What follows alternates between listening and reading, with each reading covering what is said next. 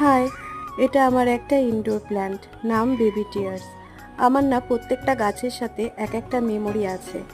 আমি মনে করি সময়কে ধরে রাখা তো আমাদের হাতে নেই, কিন্তু মুহূর্তটাকে আমরা ধরে রাখতেই পারি।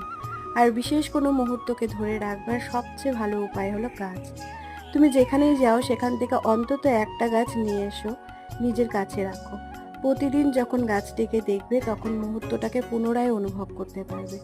তেমনি এই গাছটিও আমার জীবনের একজন বিশেষ মানুষের বাড়ি থেকে আমি এর একটা ছোট্ট কাটিং নিয়ে এসেছিলাম। প্রথমে হ্যাঙ্গিং প্ল্যান্টে বসিয়ে বাইরে রেখেছিলাম, কিন্তু পাতাগুলো রেড হয়ে যাচ্ছিল। আবার ইনডোরে আনতেই গাছটি এত সুন্দর হয়ে বেড়ে উঠলো। বালি আর মাটির মিশ্রণে আমি গাছটি বসিয়েছিলাম। মাটি শুকিয়ে গেলে শুধুমাত্র জল দিই, ব্যাস। এই তো এতটুকুই যত্ন।